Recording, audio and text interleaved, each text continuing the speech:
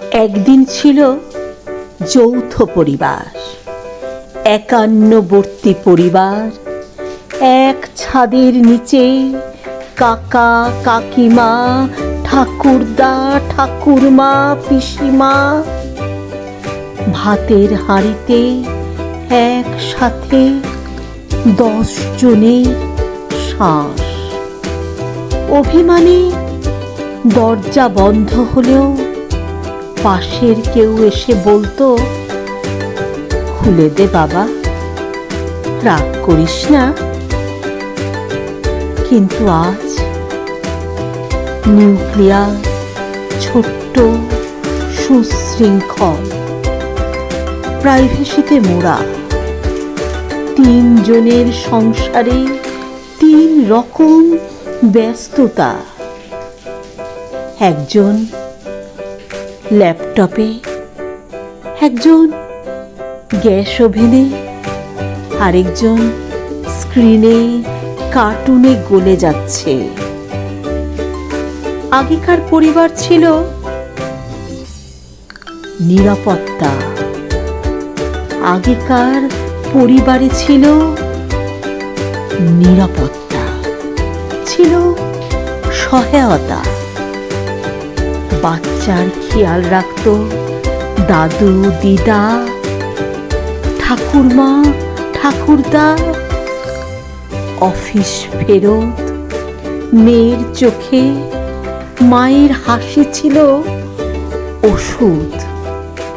কিন্তু সেখানে ছিল নিয়মের ভার, স্বাধীনতা ছিল ভাগ করা, নিজস্বতা যেন এক টুকরো মেঘ, থাকে তবু ধরা যায় না। আর এখনকার পরিবার স্বাধীন, আত্মনির্ভর, কিন্তু একা, সম্পূর্ণ একা। কেউ কাঁদলে পাশে এসে কেউ বসে না, সবাই ব্যস্ত, কারোর সময় নেই। সময় যেন ধার করা। তবে কোনটা ভালো? উত্তর একরৈখিক নয়। যৌথ পরিবার শিখিয়েছে,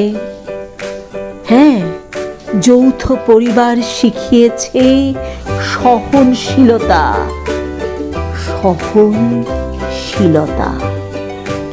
আর নিউক্লিয়ার পরিবার শেখাচ্ছে ব্যক্তি স্বাধীনতা।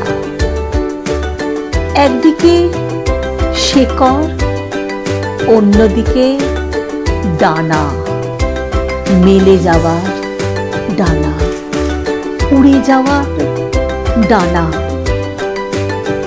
হয়তো সেরা পরিবার সেই পরিবার যেখানে পুরনো মমতা আর আধুনিক বোঝাপড়া হাতে হাত রেখে হেঁটে যায়, যেখানে আমরা শব্দটি আজও বেঁচে থাকে